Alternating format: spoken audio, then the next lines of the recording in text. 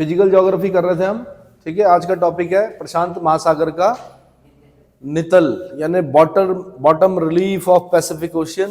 Bracket में यहाँ पे लिख दीजिए 16 नंबर का क्वेश्चन। कितने का? उत्तराखंड पीसीएस मेंस के लिए 16 नंबर का एक क्वेश्चन तैयार कर रहे हैं। कटिंग करनी है, इसने बहुत ज़्यादा दे रखा है, 250 शब्दों में लिखना होता है, ठीक है। और जितना इन्होंने लिखा हुआ है उतना लिखा भी नहीं जाता है, सही बताऊं तो। चलिए पढ़ते हैं। प्रशांत महासागर का क्षेत्रफल 16.5 करोड़ वर्ग किलोमीटर है। 16.5 लिख दो, काम चल जाएगा। 16.572 करोड़ वर्ग किलोमीटर है। आकृति त्रिभुजाकार है। आकृति कैसी है? त्रिभुजाकार है। औसत गहराई याद करनी पड़ेगी, 4572 मीटर। औसत गहराई 4572 मीटर। चौड़ाई याद करने की जरूरत नहीं है, 16.5 भी लिख दोगे तो काम चल जाएगा, पर फिर भी लिख दो 16,785 किलोमीटर। लंबाई 14,880 किलोमीटर। अगर ये 2 पॉइंट नहीं भी लिखते कोई दिक्कत नहीं है, ऊपर के पॉइंट लिख देना, त्रिभुजाकार, क्षेत्रफल, गहराई। भाई 3 पॉइंट काफ़ी होते हैं मेंस में। चौड़ाई लंबाई तो फिर वही लिखेगा जो अच्छा रट सकता है, ठीक है। और इतनी जगह भी नहीं होती, मैंने कहा ये इंट्रोडक्शन है अभी। इसके उत्तर में बैरिंग जलडमरू मध्य। जलडमरू मध्य मैंने बता दिया था कि 2 जगह जमीन है, ठीक है। ये मैंने यहाँ पे बताया था डायग्राम कि ये जमीन है, इधर भी जमीन है, ये वाटर है, पानी का डमरू बन रहा है, उसका मध्य भाग जलडमरू मध्य, हिंदी में बोलते हैं जलडमरू मध्य।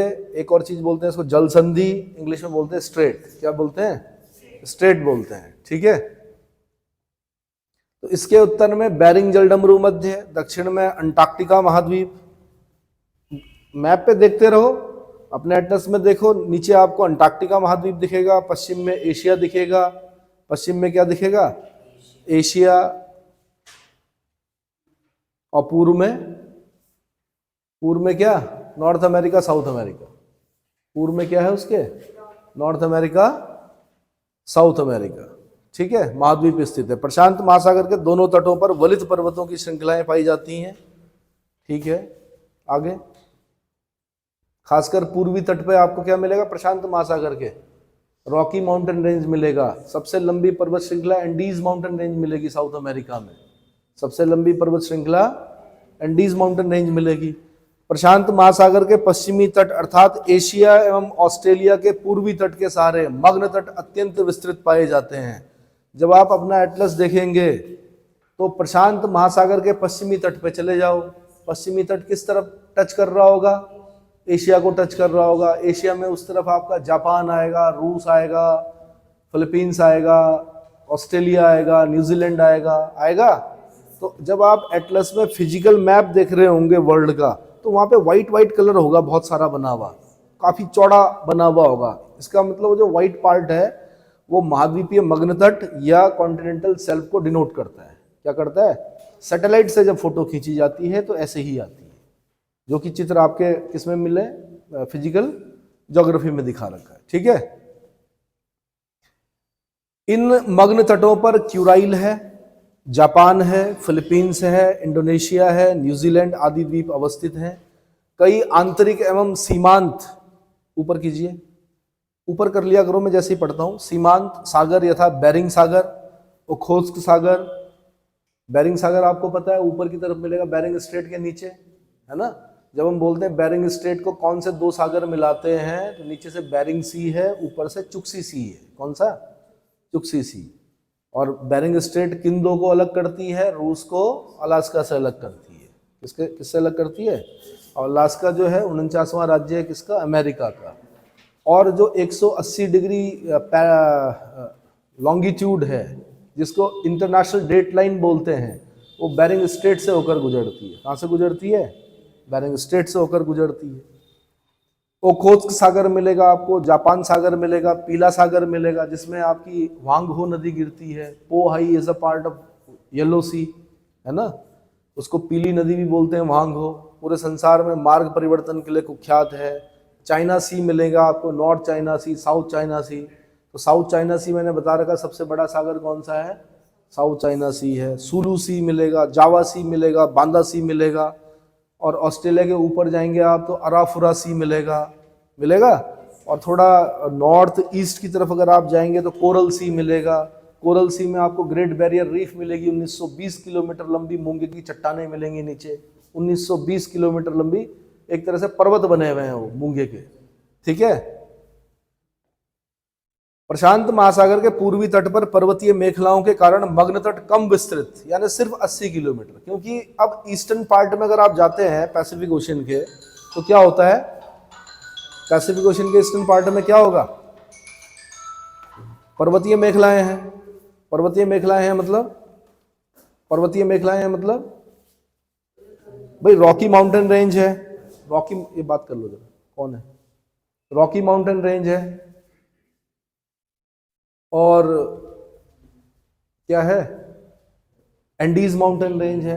तो जब भी कभी फोल्डेड माउंटेन तटों पर होंगे तो उसके बगल में जो कॉन्टिनेंटल, इस तट पे अलास्का की खाड़ी, कैलिफोर्निया की खाड़ी, फाल्सो की खाड़ी, पनामा की खाड़ी आदि स्थित है। अलास्का की खाड़ी तो पता है ना कहाँ पे है, अलास्का। आपकी कैलिफोर्निया की खाड़ी, गल्फ ऑफ कैलिफोर्निया कहाँ बताई थी मैंने, मैक्सिको का पार्ट है गल्फ ऑफ कैलिफोर्निया। अगर कैलिफोर्निया प्रांत बोलेगा तो यूएसए का पार्ट है, लेकिन अगर कैलिफोर्निया की खाड़ी बोलेगा तो पूरी की पूरी मैक्सिको में पड़ती है। अपने एटलस में भी देखते रहे साथ में, बिना एटलस के नहीं आएगा समझ में। फाल्सो की खाड़ी, पनामा की खाड़ी आदि स्थित है। पनामा पता है, पनामा की खाड़ी कहाँ पर है, कहाँ पर है, पनामा एक देश है भाई। जब हम नॉर्थ अमेरिका को पढ़ते हैं ऊपर से तो सबसे पहले कनाडा पढ़ते हैं, फिर उसके बाद यूएसए पढ़ते हैं, फिर उसके बाद मैक्सिको पढ़ते हैं, 3 तो बड़े देश हो गए। फिर उसके बाद कुछ छोटे छोटे देश हैं। पहला देश बेलीज है जिसकी कैपिटल कहाँ है, बेल्मापन है। दूसरा देश कौन सा है, ग्वाटामाला, ग्वाटामाला की ग्वाटामाला है। उसके बाद कौन सा है, एल सल्वाडोर, उसकी सैन सल्वाडोर है। उसके बाद कौन सा है, निकारागुआ, उसकी कैपिटल मनागुआ है। उसके बाद कौन सा है, Costa Rica, San Jose capital है उसकी। उसके बाद कौन सा है, पनामा। अब पनामा में मैंने कहा एक पनामा कैनाल भी पढ़ी थी पहले हमने, पनामा की पनामा सिटी है, समझ में आया। और पनामा के बाद फिर साउथ अमेरिका शुरू हो जाता है। तो अब 2 क्वेश्चन बनाए थे यूपीएससी ने। एक तो पूछा था वो मिडिल अमेरिकन देशों का सही क्रम क्या है, तो बेलीज से बताना था सही क्रम, बेलीज, बेल्मापन है ना, उनका सही क्रम बताना था पनामा तक। पहला देश बेलीज है और उसका 7वां देश है मेरे ख्याल से कौन, पनामा। दूसरा क्वेश्चन पूछा उसने कि पनामा देश किस दक्षिण अमेरिकी देश को स्पर्श करता है, तो कोलंबिया, जिसकी कैपिटल बोगोटा है। ये सब मैं मैप रीडिंग में करा चुका हूँ, स्टार्टिंग के वीडियोस देखिएगा, उसमें सब क्लियर हो जाएगा आपका, ठीक है।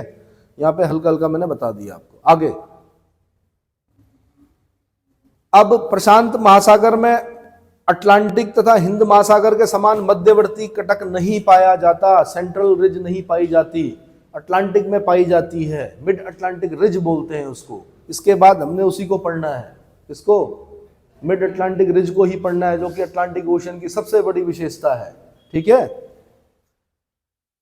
कुछ बिखरे कटक अवश्य मिलते हैं, ऐसा नहीं है कि पैसिफिक बिल्कुल संपरा मतलब अगाध सागरीय मैदान मिले, कटक मिलते हैं वहां पर भी पैसिफिक ओशन में। अब कौन कौन से मिलते हैं, तो मैंने कहा पैसिफिक में कम लिखना होता है, इसलिए ये आसान क्वेश्चन होता है। तो एक हमने याद करना अल्बेट्रोस पठार, इसको, इसका चित्र बनाना है पैसिफिक ओशन का, ठीक है। उसके बाद अल्बेट्रोस पठार की स्थिति बतानी है, आपकी किताब में चित्र बना हुआ है, जिसे पूर्वी प्रशांत कटक कहते हैं। क्या कहते हैं, इसकी पूर्वी शाखा चिल्ली उत्थान यानी गोमेज और नाम का रिज एवं पश्चिमी शाखा ईस्टर्न आइसलैंड, आइसलैंड नहीं होगा भाई, आइलैंड होगा, आइलैंड रिज के नाम से दक्षिण की ओर चली जाती है। चित्र दिखाएंगे, अल्बेट्रोस पठार का चित्र दिखाएंगे, गोमेज और नाम का रिज दिखाइए, मुझे चित्र दिखाइए इसका नौजवान। दूसरा कटक न्यूजीलैंड रिज है, चित्र होगा कहीं पर, देखो तो।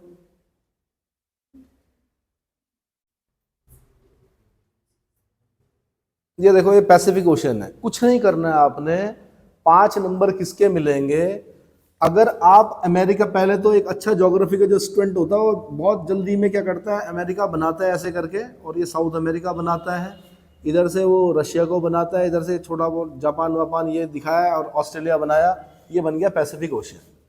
इसके नंबर नहीं मिलते हैं पर प्रभाव पड़ता है क्या, हाँ, ये ज्योग्राफी का स्टूडेंट है, इसने नॉर्थ अमेरिका, साउथ अमेरिका, रूस और ऑस्ट्रेलिया, ये सब चीजें क्या कर दी इसने। अब क्या करना दूसरा काम, जहां जहां पर आपको ये दिख रहे हैं, ये दिख रहा है ये, तो अभी पढ़ा हमने जैसे नाम का रिज, क्या पढ़ना है, गोमेज रिज, साला या गोमेज रिज, इसको हाईलाइट करना है। Pacific Antarctica ridge, New Caledonia ridge, Tasmania ridge, Lord Howard ridge, और यहां पर कहीं पर न्यूजीलैंड रिज होना चाहिए था, कहां गई न्यूजीलैंड।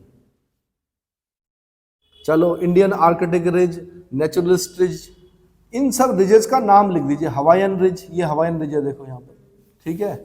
यहाँ पे पैसिफिक राइज करके लिखा हुआ है इसने, पैसिफिक राइज, एम्परर। बस इतना लिखना है। 5 नंबर सिर्फ इस चीज के मिलेंगे आपको, किसके, 16 में से 5। अगर आपने अच्छा सा चित्र बना दिया, छोटा सा बनाना है, बड़ा नहीं बनाना है। कोई चार्ट बनाने के लिए नहीं देते हैं, कॉपी में लिमिटेड जगह होती है, वहीं पर चित्र भी बनाना है, लिखना भी है। अब आपने स्टार्टिंग में चित्र बना के दे दिया, well begun is half done, क्या बोला जाता है, अगर अच्छी शुरुआत कर दी तो आधा काम हो गया। अब हमने क्या करना, लिखना है उसको, क्या करना है। तो अल्बेट्रोस पठार हो गया, अल्बेट्रोस पठार के बारे में लिख दिया। दूसरा हमने किसके बारे में लिख दिया, ऊपर जाइए भाई, ऊपर जाइए, प्रभु कृपा करो जल्दी। न्यूजीलैंड रिज लिख दिया।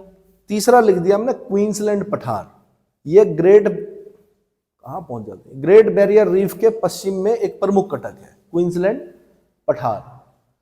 इसे लॉर्ड हाउ रिज भी कहा जाता है, यूपीएससी ऐसे क्वेश्चन पूछती है, ठीक है। हवाई कटक, यह मध्य प्रशांत महासागर का सर्वाधिक महत्वपूर्ण कटक है। अब मध्य प्रशांत महासागर का सर्वाधिक महत्वपूर्ण कटक कौन है, हवाई कटक। इसका उत्तरी विस्तार सौ माउंट रिज के रूप में हुआ है, सौ माउंट रिज। ये मैच करने के लिए पूछ सकता है, क्वींसलैंड पठार को बोल रहे हैं लॉर्ड हाउ रिज, हवाई कटक को बोल रहे हैं सौ माउंट रिज। समझ में आ रहा है, इसका उत्तरी विस्तार जो है वो क्या, सौ माउंट रिज के रूप में हुआ है। प्रशांत महासागर में गर्त द्वीपीय चापों या पर्वतीय श्रृंखलाओं के समानांतर पाए जाते हैं। स्मरणीय है कि प्रशांत महासागर के पश्चिमी भागों में इन गर्तों की अधिकता मिलती है। आगे बढ़िए, अब ये list list list list list दिखाओ।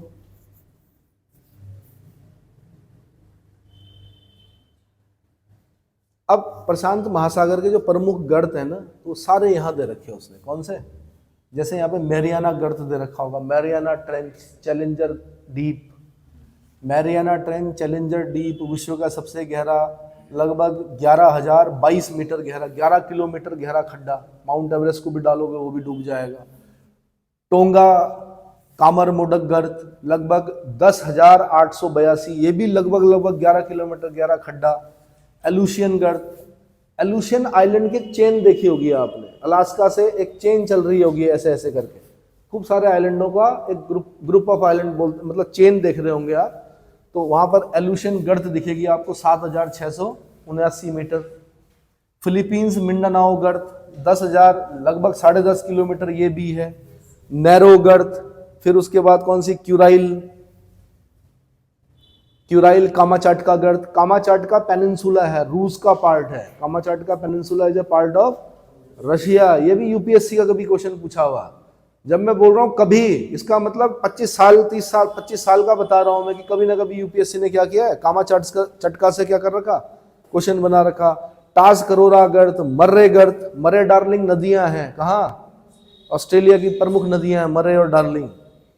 मरे गर्त, पेरू चिली गर्त। चिली आपको पता है कि दक्षिण अमेरिकी देश है, बाईं तरफ मिर्च के आकार का, इसलिए चाइल या चिली बोला जाता है। सेंटियागो कैपिटल है उसकी, क्या है। ऐसे ही पालाओ खाई, ऐसे ही आपका इडजू बोनिन जापान, ये भी 9,800 मीटर गहरा गर्त है। उत्तरी सोलोमन 9,162 मीटर गहरा गर्त है। फिर छोटा करो इसे जरा, छोटा करो जी। ये सारे सागर हैं। हल्का हल्का अगर जगह मिल रही है तो वहां पर दिखा दीजिए, बेरिंग सी, जापान सी, येलो सी, ये लिख दिया था हमने। अल्बेट्रोस पठार, गैलापागोस पठार। अब गैलापागोस एक आइलैंड है वैसे, ये भी यूपीएससी का क्वेश्चन रहा है। साउथ अमेरिका में इक्वेडोर एक देश पड़ता है, उसके बाईं तरफ अगर आप जाएंगे 0 डिग्री इक्वेटर पर आपको एक आइलैंड दिखेगा, गैलापागोस आइलैंड। भाई उस पठार का जो थोड़ा सा पार्ट ऊपर उठा हुआ ना वो आइलैंड है, उनको क्या बोल रहे हैं, गैलापागोस आइलैंड। डार्विन का नाम सुना है आपने, है ना। दरअसल उन्होंने भी बायोडायवर्सिटी पर अध्ययन किया, वो भी यहाँ पर गए, खूब सारी चिड़ियाएं देखी, किसी की चोंच लंबी, किसी की चोंच चपटी, किसी की चोंच टेढ़ी, थे परिवार के लगभग लगभग एक जैसे।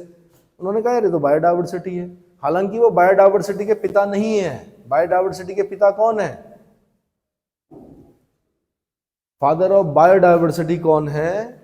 जैव विविधता का पिता किन्हें कहा जाता है? E O Wilson. सब मैं ही बताऊंगा, चलो ईओ विल्सन। पर मैंने कहा डार्विन ने भी की अपनी पढ़ाई।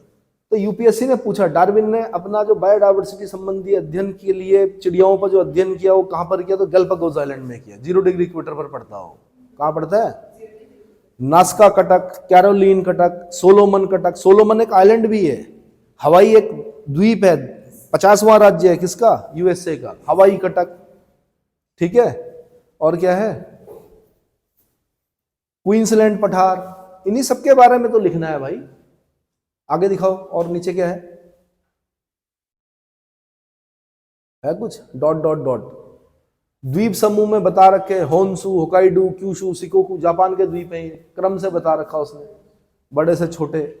इंडोनेशिया द्वीप, ये तो ऊपर के हो गए ना, मतलब सागर के नीचे का बताना है। पर सागर के नीचे में हमने गर्त बता दिए, गर्त वहां से बता दो। ये पठार जो है पानी के नीचे के हैं, कटक पठार, अल्बेट्रोज, ये पानी के नीचे के हैं। ये थोड़ा बहुत इंट्रोडक्शन देने के लिए कि भैया सागर भी है, ये सागर अगल बगल, अगर जगह मिल रही है तो लिखो, नहीं तो ये 2 चीजें इंपॉर्टेंट है आपके लिए। क्लियर हुआ? ठीक है, तो 16 नंबर आपके हरे।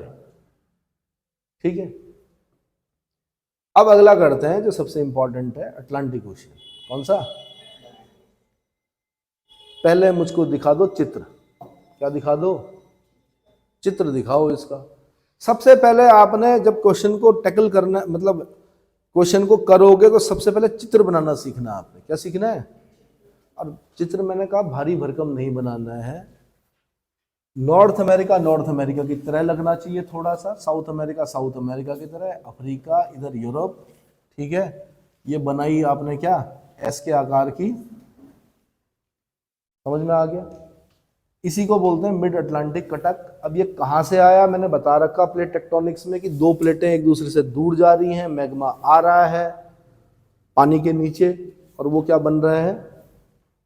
क्या बन रहा? कटक बन गया है वो। उसमें से कुछ कटक क्या हो? ऊपर आ गए, पानी के ऊपर आ गए, तो क्या? आइलैंड बन गए। क्या बन गए? अब रिजेस पढ़नी है आपने, जैसे mid Atlantic ridge, Azores ridge, Sierra Leone ridge, ये क्या है? Mid Atlantic ridge. चलो, गिनी रिज, वॉल्विस कटक, Walvis ridge, Cape ridge, Indiana ridge, Georgia ridge, Scotia ridge, Rio Grande ridge. भाई इसको करना है। एक चित्र और होगा इसका, दिखाना। एक चित्र और होगा सिर्फ अटलांटिक ओशन का, ये। और छोटा करो, छोटा करो। कुछ नहीं करना भाई, आपने क्या करना है? एक अफ्रीका बनाना है ऐसे, और उसका आपने वो क्षेत्र दिखाना है। कौन सा? जो उसका कॉन्टिनेंटल सेल्स वाला क्षेत्र है वो दिखाना है। एक आपने ये रूम सागर बोलते हैं भूमध्य सागर को, किसको बोलते हैं? रूम सागर मतलब भूमध्य सागर, मेडिटेरेनियन सी, ठीक है। और इधर आपने यूरोप दिखाना है, यूरोप के बाद ये दिखाना आपने क्या क्या बोलते हैं इसको? Continental shelf. ये दिखा दिया डॉट से। और डॉट नहीं बना पा रहे हो तो कोई दिक्कत नहीं, कोई और चीज बना दो, हल्का हल्का ऐसे ऐसे कर दो। उसके बाद आपने ये दिखा दिया, यहाँ पे उत्तरी अमेरिका बना दिया, ये दिख रहा है ना, फ्लोरिडा। और उसके बाद देखो कितना चौड़ा है ये, इसका जो कॉन्टिनेंटल सेल्फ है ये बनाना है आपने, हल्का हल्का। साउथ अमेरिका बना दिया, इसका कॉन्टिनेंटल सेल्फ यहाँ पे देखो कितना चौड़ा है, ये दिख रहा है। कहीं पे बारीक है, कहीं पे चौड़ा है। अब यहाँ पे अमेजोन गिर रही है तो यहाँ पे चौड़ा है कॉन्टिनेंटल सेल्फ। अब साथ जमा कर रखे होंगे नीचे। अब जो मेन चीज है वो ये बनानी है आपने, ये दिख रहा, ये बनाना आपने, ये समझ में आ रहा है? ठीक। और इनके नाम लिखने हैं आपने। क्या लिखने हैं? नाम। तो क्या लिखोगे? जैसे यहां पे लिखोगे आप weevil Thomson Cuttack, weevil Thomson पठार, इसका नाम लिखोगे टेलीग्राफिक पठार, इसके नंबर मिलेंगे आपको जो जो बता रहा हूं मैं। अगर आपने विविल टॉमसन पठार लिख दिया, यहाँ पे टेलीग्राफिक पठार लिख दिया, है ये पूरी मिड अटलांटिक रिज है। क्या है? इधर भी लिखते हैं, इधर भी लिखते हैं। फिर यहाँ पे 0 डिग्री इक्वेटर से ऊपर लिखना है आपने डॉल्फिन उभार। क्या लिखना है? और 0 डिग्री नीचे से लिखना है आपने चैलेंजर उभार। क्या लिखना है? चैलेंजर उभार। फिर लिखना है इधर वॉल्विस कटक। क्या लिखना है? वॉल्विस कटक। इधर Atlantic Indian ridge, Indiana ridge, जो भी लिखना चाहो। डॉल्फिन उभार, इधर थोड़ा सा केप वर्डे बेसिन, ये अगर लिखना चाहो तो लिख सकते हो। बाकी मैंने कहा इतने लिखने पे आपको 5 नंबर खरे, 16 में से 5 नंबर तो खींच लिए। अब है लिखने का काम। क्या? चलो जी आओ। तो इतना थोड़े लिखना है जितना इसने बता रखा। इसमें भी मैं हाईलाइट करा के कटिंग करके तब आपका मेंस का आंसर बनवाऊंगा 16 नंबर का 250 शब्दों में। पर फिर भी पढ़ना पूरा है कि यह महासागर संसार का 6वां भाग है। अब आपको तो सब अच्छा लगेगा, लेकिन कटिंग कैसे की जाती है वो मैं सिखाऊंगा आपको। ठीक है? कितना लिखना है? इसका क्षेत्रफल लगभग 8.24 करोड़ वर्ग किलोमीटर है। चलो लिख दो इतना। इसकी आकृति अंग्रेजी के एस आकार की सदृश है, ये भी लिख दिया हमने। इसके पश्चिम में उत्तर तथा दक्षिण अमेरिका, पूर्व में यूरोप तथा अफ्रीका, दक्षिण में खुला है, अंटार्कटिका तक खुला है। इसके उत्तर में ग्रीनलैंड, हडसन की खाड़ी, बाल्टिक सागर, उत्तरी सागर स्थित है। 35 डिग्री दक्षिणी अक्षांश पर इसकी पूर्व से पश्चिम चौड़ाई सर्वाधिक है। अब ये प्री का क्वेश्चन है। अटलांटिक ओशन की सर्वाधिक चौड़ाई किस लैटिट्यूड पर है? आपने बोलना 35 डिग्री साउथ लैटिट्यूड पर। किस पर है? 35 डिग्री साउथ लैटिट्यूड पर। अगर आपको तैर के जाना है या बोट से जाना है तो आपको 5920 किलोमीटर डिस्टेंस तय करनी पड़ेगी अटलांटिक को पार करने के लिए। और जैसे आप 0 डिग्री इक्वेटर की तरफ जाएंगे तो संकरा होता जाता है। लिखा होगा इसमें, भूमध्य रेखा की ओर या निरंतर संकरा होता जाता है। साउ रॉक अंतरीप तथा आइबेरिया तट के बीच इसकी चौड़ाई 2560 किलोमीटर है। आइबेरियन पेनिनसुला बोलते हैं उसको, जिसमें पुर्तगाल और स्पेन देश आते हैं। आइबेरियन पेनिनसुला किसको बोलते हैं? पहले तो ये पता होना चाहिए कि पेनिनसुला किसको बोलते हैं, जो 3 तरफ से पानी से घिरा हो। और सबसे बड़ा पेनिनसुला जो है वो अरब का प्रायद्वीप है, अरेबियन पेनिनसुला है। लेकिन अभी हम जो पढ़ रहे हैं वो आइबेरियन पेनिनसुला की बात कर रहे हैं। तो अफ्रीका के जस्ट ऊपर 2 देश दिख रहे होंगे आपको, एक दिख रहा होगा पुर्तगाल, दूसरा दिख रहा होगा स्पेन। ये दोनों देश जो पढ़ते हैं वो आइबेरियन पेनिनसुला में पढ़ते हैं। सोना नहीं है, आइबेरियन पेनिनसुला में पढ़ते हैं। किसमें पढ़ते हैं? आइबेरियन पेनिनसुला में पढ़ते हैं। ठीक है?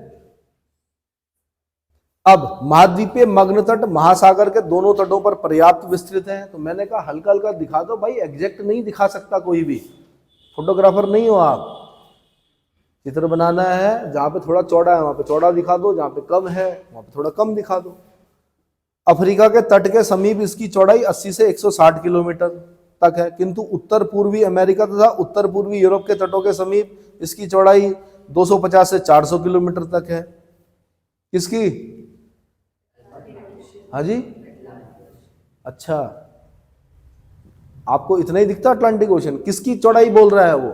महाद्वीपीय मग्न तट महासागर के दोनों तटों पर पर्याप्त विस्तृत है। महाद्वीपीय मग्न तटों की बात चल रही है। कॉन्टिनेंटल शेल्फ्स कहीं कहीं पर खाली कितने हैं? 80 से 160 किलोमीटर दूर तक है, और कहीं कहीं पर क्या है 250 से 400 किलोमीटर तक है। न्यू फाउंडलैंड, ग्रैंड बैंक तथा ब्रिटिश द्वीप डॉगर बैंक के चारों ओर विस्तृत मग्न तट पाए जाते हैं। अटलांटिक ओशन, अंत महासागर जहां पे लिख रहा है, अटलांटिक ओशन के मग्न तटों पर कई सीमांत सागर, खाड़ियां तथा असंख्य द्वीप पाए जाते हैं।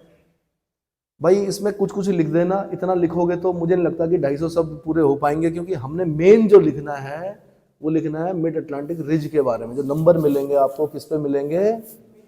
मिड अटलांटिक रिज पे मिलेंगे, है ना।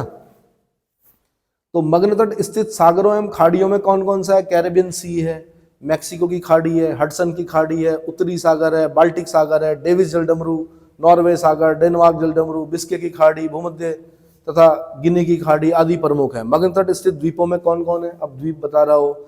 ब्रिटिश द्वीप है, न्यू फाउंडलैंड है, पश्चिमी द्वीप चाप समूह है, आइसलैंड है, बर्मुडा है, आगे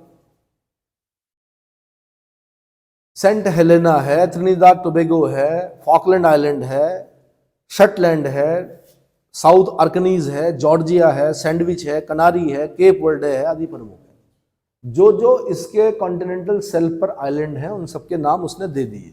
पर मैंने कहा अगर इतना लिखने लगे तो 250 तो यहीं पे खत्म हो गए, इतने नहीं लिखने हैं, कम लिखने, कटिंग करना सिखाऊंगा। अब जो मेन नंबर मिलेगा वो इस पे मिलेगा, मध्य अटलांटिक कटक, मिड अटलांटिक रिज, इसके बारे में लिखना आपने। यह अटलांटिक महासागर की सबसे बड़ी विशेषता है। यह उत्तर में आइसलैंड से दक्षिण में बोवेट द्वीप तक 14,400 किलोमीटर याद करके रखना आपने की लंबाई में फैला है तथा कहीं भी सागर नितल से 4,000 मीटर से नीचे नहीं है। सागर नितल से 4,000 मीटर कम से कम हाइट है इसकी, कितनी? 4 किलोमीटर। कहीं कहीं पर ज्यादा है, कहीं पर कम है, पर 4,000 से नीचे कहीं पर भी नहीं है।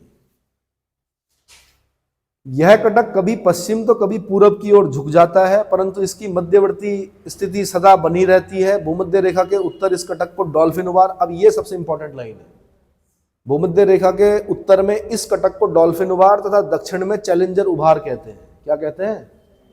अब नींद इसलिए आ रही है क्योंकि महासागरों के नीचे की बात चल रही है। हाँ, चैलेंजर उभार कहते हैं। जब 16 नंबर का आएगा तब पता चलेगा। आइसलैंड और ग्रीनलैंड, आइसलैंड और स्कॉटलैंड के मध्यवर्ती कटक को विविल टॉमसन कटक कहते हैं। किसके बीच के? आइसलैंड और स्कॉटलैंड के मध्यवर्ती कटक को विविल टॉमसन। मैंने कहा चित्र में आपने दिखा दिया ना, और थोड़ा सा लिखना है ये बस, किस किसके बीच में। तो विविल टॉमसन कटक। ग्रीनलैंड के दक्षिण में कटक चौड़ा हो जाता है जिसे टेलीग्राफिक पठार, ग्रीनलैंड के नीचे हमने टेलीग्राफिक पठार लिख दिया था। आईएएस में पूछा हुआ है। 50 डिग्री उत्तरी अक्षांश के पास इस कटक की शाखा न्यू फाउंडलैंड उभार के नाम से न्यू फाउंडलैंड तट तक चली जाती है। 40 डिग्री उत्तरी अक्षांश नॉर्थ लैटिट्यूड के दक्षिण मध्यवर्ती कटक के से एक शाखा अलग होकर अजोर उभार के नाम से अजोर तट की ओर चली जाती है, अजोर तट तक चली जाती है। भूमध्य रेखा पर सियरा लियोन उभार, सियरा लियोन एक देश है, बहुत गरीब देश, अफ्रीका का देश है। फ्री टाउन कैपिटल है उसकी, क्या है? संसार के सबसे गरीब देशों में बुर्किना फासो होगा, सियरा लियोन हो गया, इनकी स्थिति बहुत ही बुरी है भाई। इनकी करेंसी कहीं है ही नहीं, और साथ में दंगे अलग हैं, माइंस बिछी हुई हैं, बड़ी बुरी स्थिति इन देशों की। तो यहाँ पे पढ़ते हुए नींद इसलिए आ रही है क्योंकि मैंने कहा नहीं कि भाग्यशाली हो, भारत में पैदा हुए, भारत में उत्तराखंड में पैदा हुए, उत्तराखंड में ऋषिकेश में पैदा हुए, इसलिए नींद आ रही है। भूमध्य रेखा पर सियरा लियोन उभार उत्तर पूर्व की ओर तथा पारा उभार आईएएस का क्वेश्चन है, उत्तर पश्चिम की ओर मध्यवर्ती कटक की 2 शाखाओं के रूप में चले जाते हैं। 40 डिग्री दक्षिणी अक्षांश के पास इस कटक की एक शाखा वाल्विस कटक, फिर ये इंपॉर्टेंट है वाल्विस कटक, चित्र में देखिए उसको, अफ्रीका के मग्न तट की ओर तथा दूसरी शाखा रियो ग्रांडे उभार। रियो ग्रांडे एक नदी है दरअसल, कहां पर है? आपके मैक्सिको और रियो ग्रांडे, मैक्सिको और नॉर्थ अमेरिका मतलब यूएसए के बीच में बॉर्डर बनाती है शायद रियो ग्रांडे। देखो तो नदी भी है, उभार भी है, उसी के नाम पर उभार का नाम रखा गया, रायो ग्रांडे। हाँ जी है, पूछा ये भी पूछा उसने कि मैक्सिको और यूएसए के बीच में एक बॉर्डर बनाती है एक नदी, कौन सी है? रायो ग्रांडे।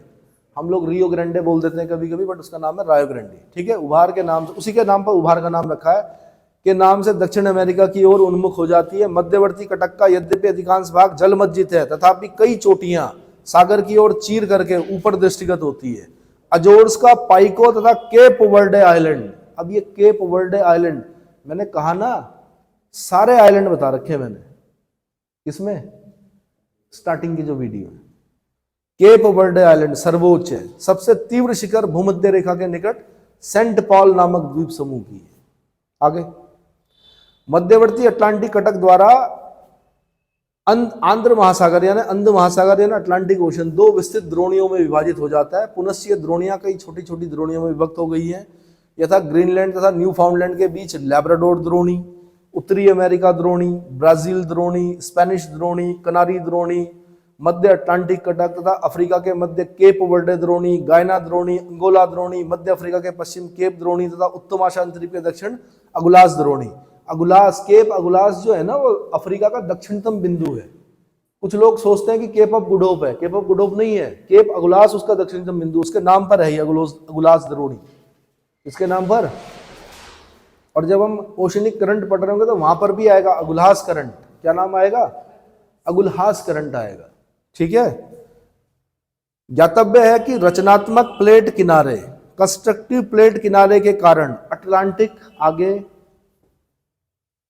महासागर में बहुत कम गर्त पाए जाते हैं। अटलांटिक ओशन में ज्यादा गर्त नहीं है, लेकिन फिर भी उसमें जो गर्त है, सबसे गहरा गर्त है प्योर्टो रिको ट्रेंच, ठीक है, रोमांस ट्रेंच, दक्षिणी Sandwich trench, Cape Verde trench, Nares trench और केमन ट्रेंच। मैं यहां से क्वेश्चन बनाता, कौन सा नहीं है? तो एक बीच में मैं डाल देता, कहां का? इंडियन ओशन का सुंडा ट्रेंच। क्या डालता? या कोई और डाल देता? तीन यहां से लेता, प्योर्टो रिको, रोमांस और केप वर्डे या नेरेस गर्त लेता। चौथा एक ऑप्शन इंडियन ओशन का गर्त डाल देता, बोलता कौन सा गर्त नहीं है किसमें, वो खत्म। और बस इसमें इसको शॉर्ट करने के लिए फ्लो चार्ट बना रखा उसने, भैया क्या क्या है। ग्रैंड बैंक है, जॉर्जेस बैंक है, सेंट पिपरी बैंक है, डॉगर बैंक है, सेविल द्वीप है, रेड ट्रेंच है, प्योर्टो रिको, रोमांस, केमन, सैंडविच, नेरेस। यहाँ पे कटक बता रखे, dolphin, challenger, weevil Thomson, telegraphic पठार, वॉल्विस। और क्या चाहिए भाई? इतनी बढ़िया किताब कहाँ मिलेगी आपको?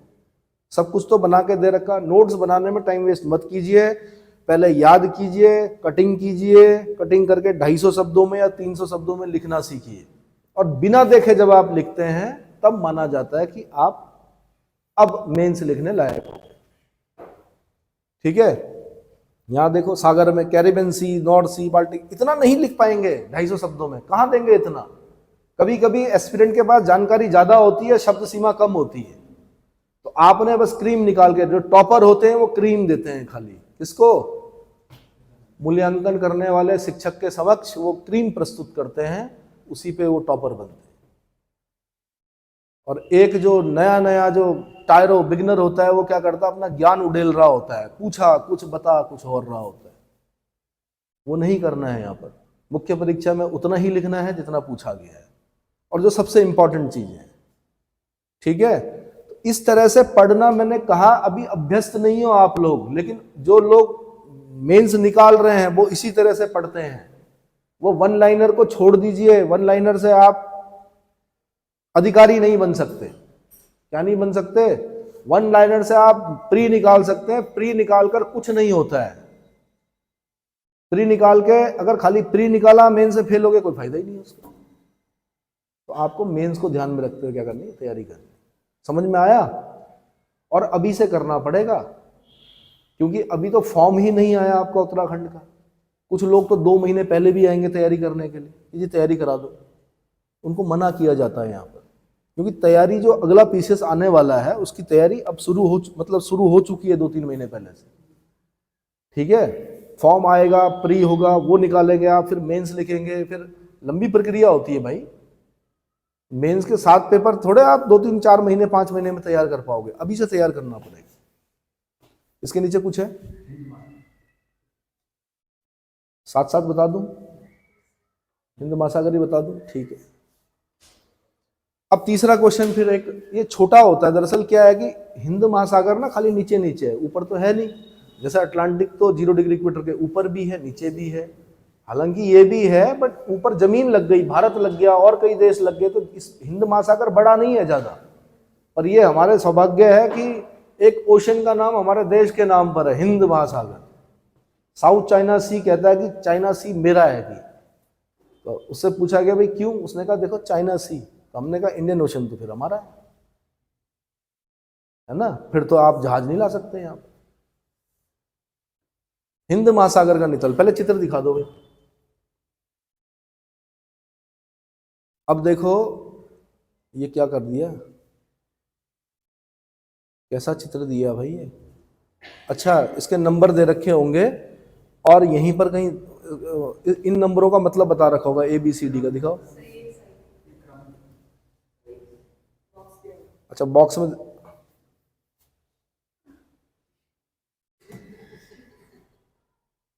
लग रहा दोबारा। तो सबसे पहले उसको तैयार करो। जैसे जो क्वेश्चन बना उत्तराखंड में पूछा उन्होंने, काल्सबर कटक कहाँ पर है, तो देखो अपनी किताब में देखो काल्सबर कटक कहाँ पर है। बिना बिना तलवारों के लड़ाई नहीं लड़ी जाएगी भाई, युद्ध नहीं होगा बिना किताब के।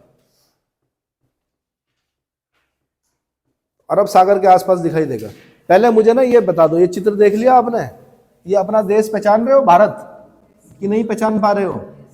ये अरेबियन पेनिनसुला दिख रहा है, ये रेड सी दिख गया, ये अफ्रीका का सिंह है, ये अफ्रीका है, दिख गया। ये इधर चले गए हम, ये इंडोनेशिया मलेशिया, उसको छोड़ो। अब अब देखो ना यहाँ कितना ज्यादा वो है, तो उसने अब नंबर डाल रखा है यहाँ पे 1 नंबर पर क्या है? सोकोत्रा। 1 नंबर पर क्या है? नहीं, ये 1 नंबर पे ओमान है। 2 नंबर पे क्या है? अरेबियन। ऊपर करो भाई थोड़ा। 3 नंबर पे क्या है? सोमाली। 3 नंबर दिखाई है क्योंकि इधर सोमालिया है, इधर देश कौन सा? सोमालिया, तो इसके सामने सोमाली। 4 नंबर पे क्या है? मॉरिशस, क्योंकि मॉरिशस यहीं पर पड़ता है, पोर्ट लुइस कैपिटल है उसकी। नटाल, ये कौन सा नंबर है? 5 नंबर। भाई नटाल तो प्रोविंस वैसे जो है वो आपका साउथ अफ्रीका में पड़ता, पर उसके नाम पर 5 नंबर का नाम क्या? नटाल। भारतीय अंटार्कटिका 7वां अंडमान। अंडमान कहाँ गया? ये इधर अंडमान निकोबार है यहाँ पर, उसके नाम पे अंडमान। अगला क्या? 8वें नंबर पे भारत ऑस्ट्रेलिया पूर्वी। और ये क्या है? ये कटक है आपके। जैसे ए पे दिखाओ, ए कहां पर लिखा हुआ? ये सुकोत्रा कटक हो गया। कौन सा? सुकोत्रा। और सुकोत्रा, हाँ ठीक है। बी कहां पर है? चैगोस। दरअसल भारत के नीचे चैगोस आर्किपिलागो मिलेगा आपको। आर्किपिलागो समझते हैं? ग्रुप ऑफ आइलैंड, बहुत सारे आइलैंडों का जब ग्रुप होगा दैट इज आर्किपिलागो। तो चैगोस आर्किपिलागो मिलेगा वहां पर, जहां पर बी लिखा हुआ। क्या लिखा हुआ? हाँ जी, हाँ। फिर सी कहां पर है? सी, ये सेचेल्स, यहां पे मिलेगा आपको। इसकी राजधानी विक्टोरिया है। क्या है? देश है ये अपने आप में, विक्टोरिया कैपिटल है इसकी। फिर सेंट पॉल कहां पर है भाई? डी नंबर, ये सेंट पॉल। फिर ई कहां पर? एम्स्टर्डम। ई कहां गया? ई, ये एम्स्टर्डम। वैसे तो एम्स्टर्डम जो है नीदरलैंड की राजधानी है, पर क्योंकि हो सकता है हॉलैंड वालों ने, किसी ने खोजा होगा नीदरलैंड वालों ने, तो इसलिए उसका नाम क्या रखा? एम्स्टर्डम। फिर भारत अंटार्कटिका, फिर कारगुलेन, फिर मेडागास्कर, फिर अटलांटिक। भाई कार्लसबर्ग नहीं दिख रहा मुझे इसमें, देखो जरा कार्लसबर्ग कटक क्यों नहीं दिखाया? अरेबियन ओशियन में है कार्लसबर्ग कटक, नया खोजा गया ना वो, वहां से क्वेश्चन पूछा जा रहा है आजकल। इसने दिखाया नहीं कार्लसबर्ग कटक, अरेबियन ओशियन के आसपास दिखाई देगा।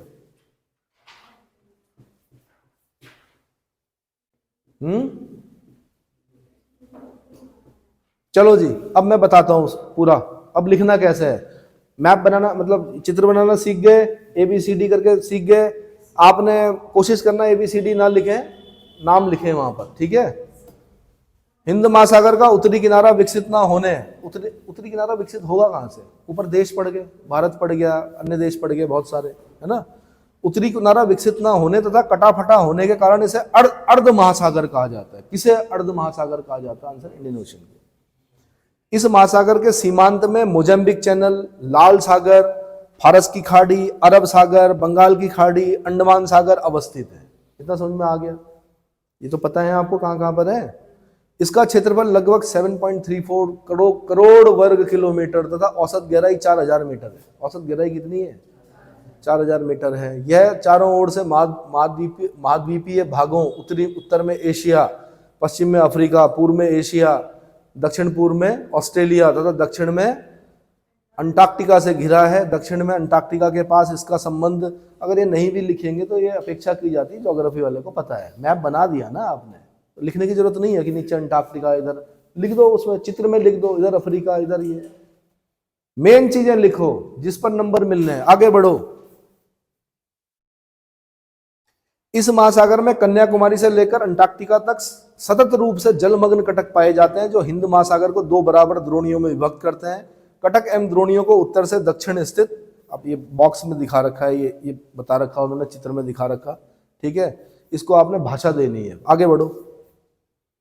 हाल ही में कार्लसबर्ग कटक का पता लगाया गया है, जो अरब सागर को 2 बराबर भागों है। ये देखो, ये उत्तराखंड का भी क्वेश्चन है, IAS का भी क्वेश्चन है, UPSC ने कई जगह पर क्वेश्चन पूछा है। कार्लसबर्ग कटक, ठीक है?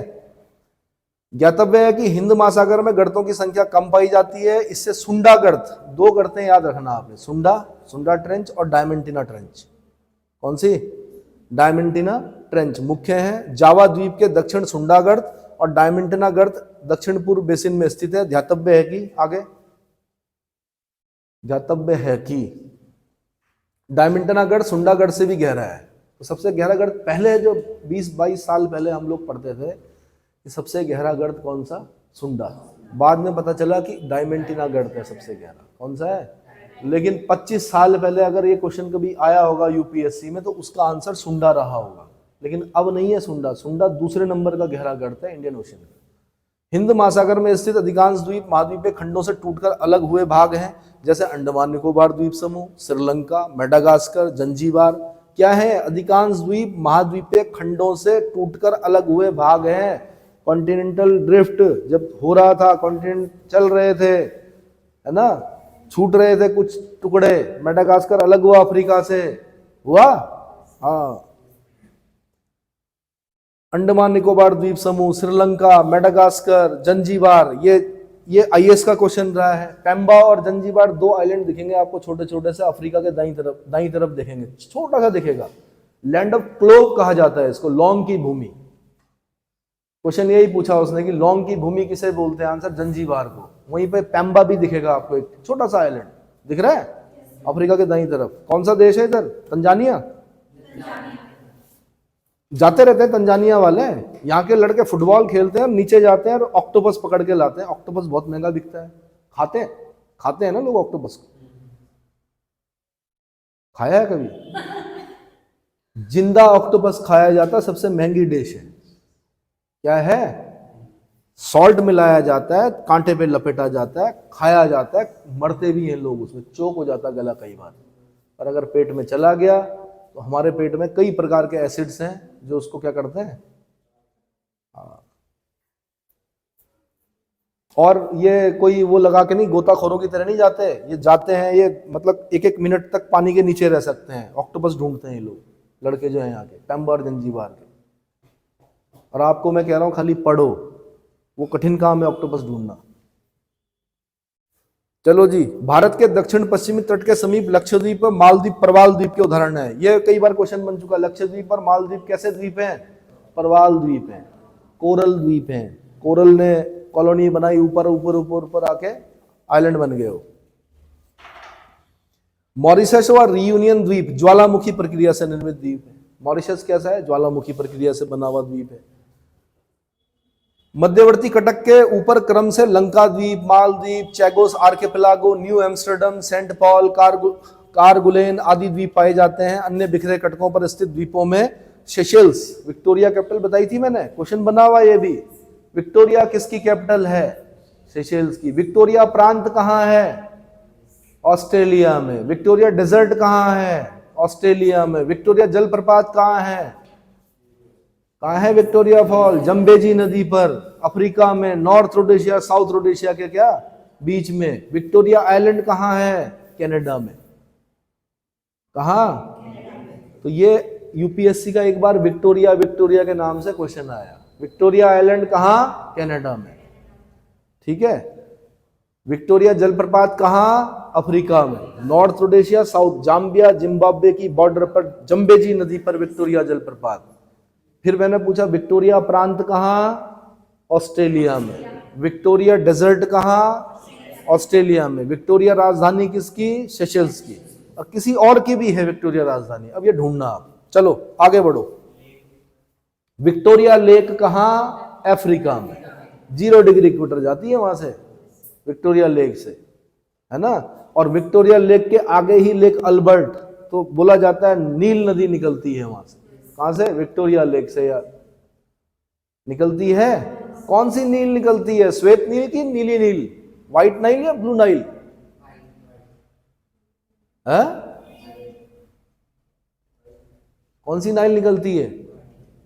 हाँ जी, व्हाइट नाइल निकलती है। ब्लू नाइल कहां से निकलती है? इथियोपियन हाईलैंड से निकलती है। कहां से निकलती है? इथियोपिया से आती है। इथियोपिया का ही पुराना नाम क्या है? अबिसीनिया है। क्या है? अबिसीनिया। हाँ जी। तो भाई अन्य बिखरे कटकों पर स्थित द्वीपों में सेशेल्स है, प्रिंस एडवर्ड है, क्रोजेट है एवं डियोगो गार्सिया। ये बड़ा इंपॉर्टेंट है भाई, डियोगो गार्सिया सुनो। इंडियन ओशियन में एक जगह ऐसी है डियोगो गार्सिया जहां पर कि यूएस बेस है, आर्म बेस जिसे बोलते हैं।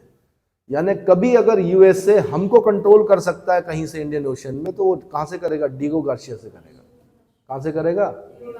तो उसका नेवल बेस है या आर्म बेस है, मतलब आर्मी और नेवी के क्या है, बेस है उसका। तो कभी अगर माना हमारी नहीं बनी, युद्ध हो गया माना, तो क्या करेगा वो? वैसे इंडियन ओशन पर नजर रखता है वहां से, डियोगो गार्सिया से।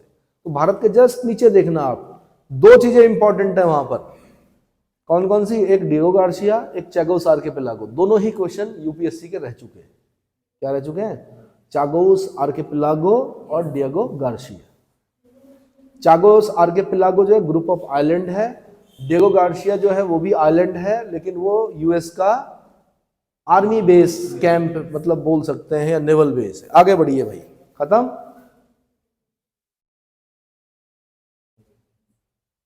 तो हिंद महासागर के प्रमुख तथ्य बता रखे, मेडागास्कर द्वीप, लंका द्वीप। इतना तो नहीं लिख पाओगे 250 शब्दों में। बाकी आपने गर्त वर्त याद करनी है, सुंडा, मॉरिशस गर्त, ओब गर्त। कौन सी गर्त? ओब गर्त। इसमें आपको दिक्कत हो सकती है क्योंकि ओब और इल्टिस नदियां हैं कहाँ की? रूस की। अब आपने कहीं सोचा कि ओब गर्त यहाँ तो नहीं होगी, बट यही है इंडियन ओशन में। ओब गर्त, डायमेंटिना गर्त, अमीरांटे गर्त, ये गर्तें हैं, खड्डे हैं ये कहाँ के? इंडियन ओशन के। बाकी ये खाड़ियाँ, अदन की खाड़ी, gulf of Aden, Mozambique channel, Oman sea, Kutch sea, लाल सागर, फारस की खाड़ी,